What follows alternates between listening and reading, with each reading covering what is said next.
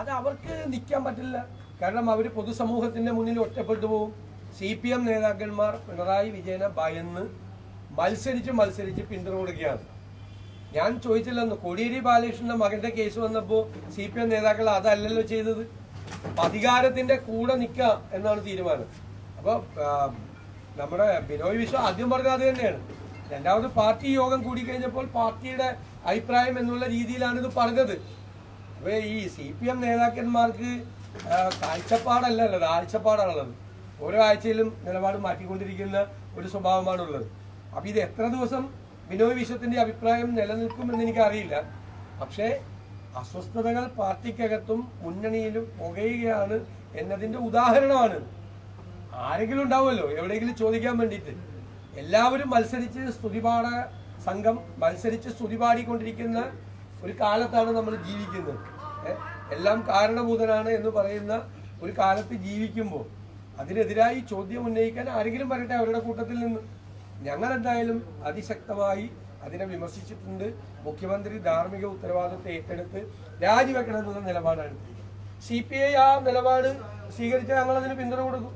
ഉറപ്പായിട്ടും അവർ എടുക്കോ ഇല്ലെന്ന് എനിക്കറിയില്ല. മുഖ്യമന്ത്രി പങ്കെടുക്കുന്ന പരിപാടികളൊക്കെ ആള് കുറയാണ്, മുഖ്യമന്ത്രി നന്നായി ചൂടാകുക. അല്ല, മുഖ്യമന്ത്രിയോട് ഞാൻ പറഞ്ഞു അന്ന് തന്നെ ഈ കാര്യത്തിൽ പത്രസമ്മേളനം നടത്തിയപ്പോൾ, ശുഭിതനാകരുത്, അങ്ങ് ഇതുപോലെ ശുഭിതനാകരുത് എന്നാണ് എൻ്റെ അഭ്യർത്ഥന അദ്ദേഹത്തിന്. അത് അന്ന് പത്രസമ്മേളനം നടത്തിയപ്പോൾ മാധ്യമപ്രവർത്തകരോട് അദ്ദേഹം ഭയങ്കരമായി ശുഭിതനായി. ചോദ്യങ്ങൾ ചോദിക്കില്ല. ഇപ്പം നിങ്ങൾ എന്നോട് എന്തൊക്കെ ചോദിച്ചു? എനിക്ക് ഇഷ്ടമുള്ള ചോദ്യം അല്ലല്ലോ നിങ്ങൾ ചോദിക്കണേ. നിങ്ങൾ രാവിലെ വന്നിട്ട് എന്നെ എങ്ങനെയും പെടുത്താൻ പറ്റുമോ എന്നുള്ള ചോദ്യമല്ലേ നിങ്ങൾ ചോദിക്കണം. അത് മനസ്സിലാക്കി ഞാൻ അതിനോട് എല്ലാ ദിവസവും രാവിലെ ഞാൻ ശുഭിതനായല്ലോ. അപ്പം എനിക്ക് മുഖ്യമന്ത്രിയോട് പറയാനുള്ളത്, യോഗത്തിലാണെങ്കിലും പത്രസമ്മേളനത്തിലാണെങ്കിലും ഇങ്ങനെ ശുഭിതനാകരുത് എന്നാണ്. മുഖ്യമന്ത്രിയുടെ ഓഫീസിലെ ചീഫ് പ്രിൻസിപ്പൽ സെക്രട്ടറി KM എബ്രഹാമിനെതിരായ അനധികൃത സ്വത്ത് സമ്പാദന കേസ്, അതിൽ ഈ അന്വേഷണ ഉദ്യോഗസ്ഥൻ, വിജിലൻസ് അന്വേഷണ ഉദ്യോഗസ്ഥൻ സഹായിക്കുന്ന നിലപാട് സ്വീകരിച്ചു എന്ന് ഹൈക്കോടതി കണ്ടെത്തിയിട്ടുണ്ട്. പ്രഥമ ദൃഷ്ടിയാൽ തന്നെ തെളിവുണ്ട്.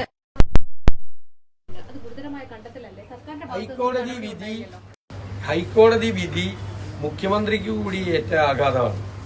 കാരണം മുഖ്യമന്ത്രിയുടെ ആദ്യത്തെ പ്രിൻസിപ്പൽ സെക്രട്ടറി അല്ല ഈ പെടുന്നത്. ഒരു പ്രിൻസിപ്പൽ സെക്രട്ടറി ഇപ്പൊ ജയിലിലാണ്, ജയിലിൽ നിന്ന് ഇറങ്ങിയത്. ജയിലിലായിരുന്നു കുറെ നാൾ ഒരു പ്രിൻസിപ്പൽ സെക്രട്ടറി ആദ്യ ഭരണത്തിന്റെ. രണ്ടാമത്തെ ഭരണത്തിന്റെ പ്രിൻസിപ്പൽ സെക്രട്ടറിക്കെതിരായിട്ടാണ് ഹൈക്കോടതി തന്നെ പറഞ്ഞിരിക്കുന്നത്.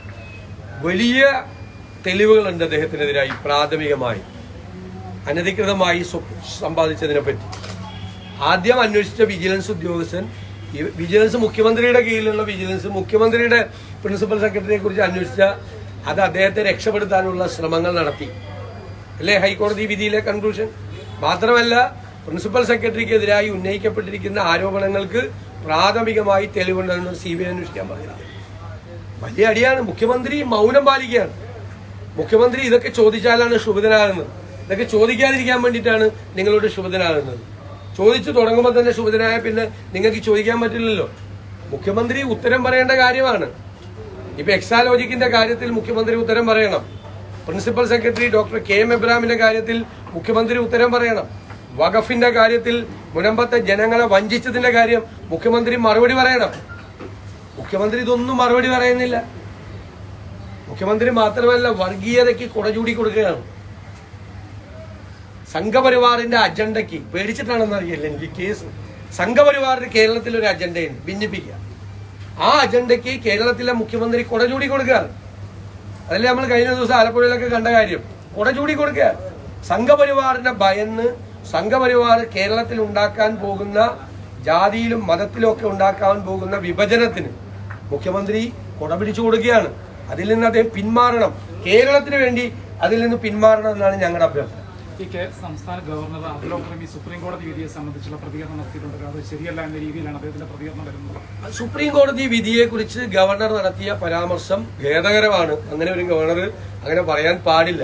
സുപ്രീം കോടതി ഫുൾ ബെഞ്ചിന്റെ വിധി വന്നാലും ഡിവിഷൻ ബെഞ്ചിന്റെ വിധി, രണ്ടംഗങ്ങളുടെ വിധി വന്നാലും അത് ബൈൻഡിംഗ് ആണ്, ഭരണഘടനാപരമായി ബൈൻഡിംഗ് ആണ്. ആ ഭരണഘടനയെ ചോദ്യം ചെയ്യുന്നതിന് തുല്യമാണ് കേരള ഗവർണറുടെ പരാമർശം.